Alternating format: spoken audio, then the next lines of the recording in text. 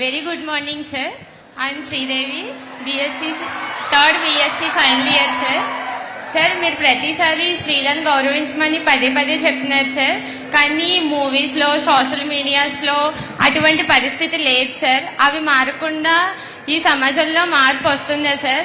అలానే మేము స్వేచ్ఛగా మాకు నచ్చిన వృత్తిలో గౌరవంగా పనిచేసుకునే అవకాశం వస్తుందా సార్?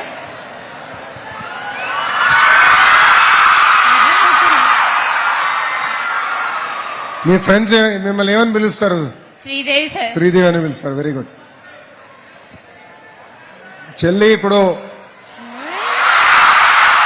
మీరు ఎవరు నన్ను మాట్లాడు మీరు చెల్లి, ఒక మహిళ సమాజంలో అవమానిస్తే ఎంత బాధపడుతుందో నేను చూశాను తల్లి, కల్లారా నేను చూసా.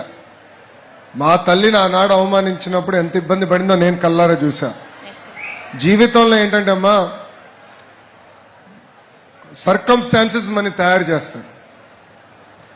మహిళల్ని గౌరవించాలనేది ఇంట్లో మాకు నేర్పించారు. అమ్మ కానీ నాన్న కానీ నాకు ఎప్పుడు నేర్పించారు. కానీ ఆ రోజు నుంచి ఇది ఒక మూవ్మెంట్గా చేయాలనేది నాలో ఆలోచన వచ్చింది.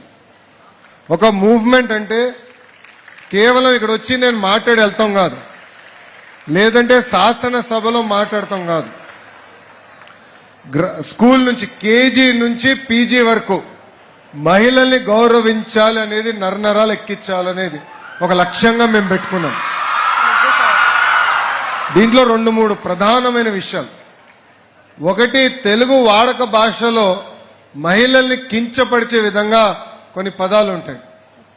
గాజులు తొడుక్కున్నావా, చీర కట్టావా, అమ్మాయిలాగా ఏడవద్దని అంటారు.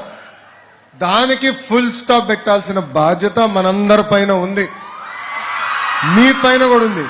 మీ పైన ఎలా ఉందంటే, రేపు మీరు తిరిగి ఇంటికి వెళ్తారు కదా, మన ఇంట్లో కానివ్వండి, చుట్టుపక్కల ఎవరిన ఆ పదాలు వాడితే వెళ్ళి వాళ్ళకి చెప్పండి, అన్న లోకేష్ చెప్పాడు ఈ పదాలు వాడద్దు అని చెప్పాలి.